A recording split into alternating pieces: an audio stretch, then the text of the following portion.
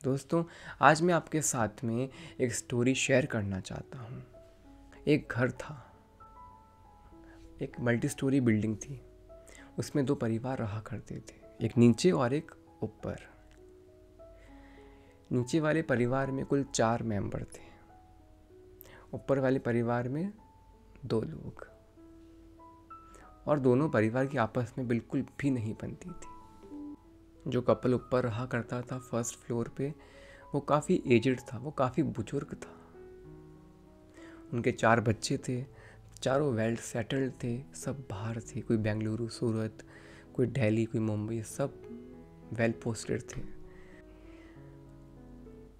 अब दोस्तों, कोई छोटी सी नोक झोंक पर वो दोनों परिवार आपस में बात नहीं किया करते थे।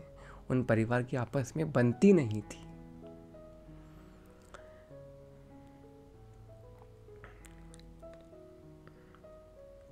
हर दिन ऐसा होता कि जो ऊपर जो आंटी रहती थी वो नीचे आती घूमने टहलने। सामने एक बहुत बढ़िया मंदिर भी था।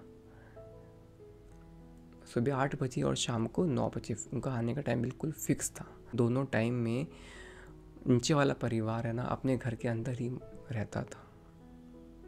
वो सुबह निकलते थे ऑफिस के लिए और शाम को घर वापस। तो सुबह 8 बजे और शाम को 9 बजे वो लेडी रोज़ घर से बाहर निकल जाती थी टहलने के लिए। उस घर के अंदर एक खिड़की थी। उस खिड़की में से आर पार एकदम साफ दिखाई देता था कि उस खिड़की के उस पार कौन कौन लोग मौजूद हैं, वो लोग क्या कर रहे हैं।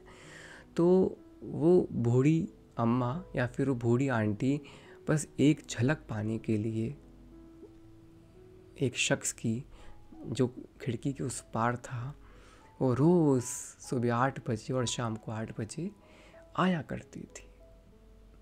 मुझे उनको देख के ऐसा लगता था कि मानो उन्होंने एक नज़र में उस शख्स को लाखों बार निहार लिया हो, उस एक नज़र में उस शख्स को कैद कर लिया हो। एक नज़र में उसने उस शख्स को पढ़ लिया हो, एक नज़र में उसने उस शख्स का हाल पूछ लिया हो, एक नज़र में उसने उस शख्स से बात कर ली हो, एक नज़र में उसने उस शख्स से सब कुछ पूछ लिया हो। ऐसा मुझे दिखाई पड़ता था। सुबह 8 बजे आती और शाम को 8 बजे आती घूमने टहलने, सामने मंदिर जाने के लिए। उस एक शख्स से वो बहुत प्यार करती थी। दोस्तों, जानते वो शख्स कौन था? उसका बेटा। उसका बेटा किसी बात पे उस परिवार में कहाँ सुनी हो गई थी, माँ बेटे में या फिर बाप बेटे में दोनों परिवार अलग अलग रहने लगे। कब एक परिवार अजनबी बन जाते हैं, कब एक परिवार पड़ोसी बन जाते हैं, नहीं पता। दोस्तों, माँ का रिश्ता कितना पाक होता है ना। माँ की मोहब्बत कितनी अनकंडीशनल होती है। सच में यार, जो बेटा अपनी माँ को पूछता तक नहीं था कि वो उसकी माँ ज़िंदा है या मर गई है, बीमार है या फिर स्वस्थ है, उसके क्या हाल चाल हैं, उस माँ के अंदर कितना प्यार था, कितनी शिद्दत से वो अपने बेटे से प्यार करती थी। फिर कुछ महीनों बाद जो बूढ़ी अम्मा थी ना, उसका स्वास्थ्य काफ़ी बिगड़ने लगा। उसके बावजूद भी, ये सब पता पड़ने के बाद भी, उसका नालायक बेटा उससे मिलने तक नहीं गया। तो फिर उसने बोल दिया यार, उसका खैर उसकी भी अंदर एक आत्मा होती है, उसका भी एक सेल्फ रिस्पेक्ट होता है, उसका भी एक सेल्फ इस्टीम होता है। उस बूढ़ी अम्मा ने बोल दिया, मैं जब मरूंगी ना तो मेरी अर्थी पर इस शख्स का हाथ नहीं होना चाहिए, उसके बेटे का। इस स्टोरी के माध्यम से एक बात कहना चाहता हूँ दोस्तों, यार इस दुनिया में ना सिर्फ 2 शख्स तुम्हारे हैं, एक तुम्हारी माँ, एक तुम्हारे पिता। बाकी सब दोस्तों अंधी भीड़ है, दौड़ है, सब मतलब की दुनिया है। दोस्तों, इस कलयुग के अंदर दोस्तों अगर आपकी माँ इस धरती पर मौजूद है ना, तो दोस्तों मेरा यकीन मानो आप सबसे खुश नसीब इंसान हो। तुमने कब आखिरी बार अपने माँ को कसकर गले लगाया था?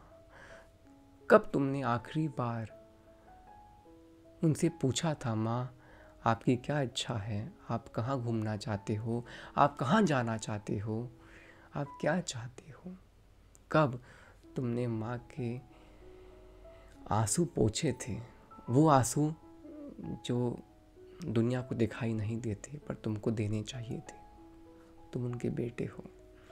कब आखिरी बार तुमने उनकी आंखों में देख करके उनकी आंखें पढ़ने की कोशिश करी थी? तुमने कब आखिरी बार अपनी माँ के लिए एक सुंदर सी साड़ी लेकर के आए थे?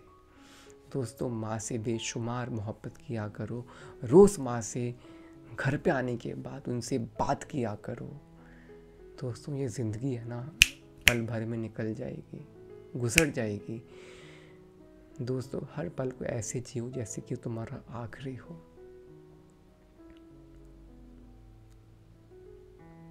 दोस्तों मुझे एक ऐसी बैठे बैठे एक ख्याल आया था।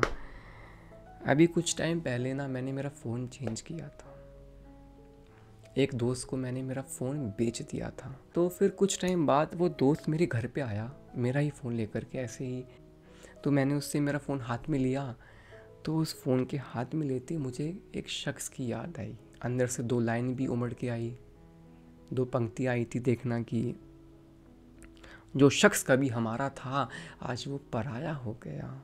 जो शख्स कभी हमारा था आज वो पराया हो गया, और जो तोहफे उसने मुझे